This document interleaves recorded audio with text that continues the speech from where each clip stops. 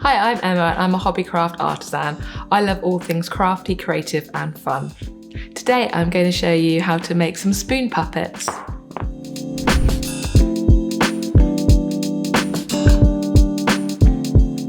If you like this video, don't forget to subscribe to the Hobbycraft channel by clicking the bell icon to be notified of future videos. You'll need wooden spoons, glue, white and grey acrylic paint, white, grey and pink felt, googly eyes, black marker, scissors, a pencil and a paintbrush.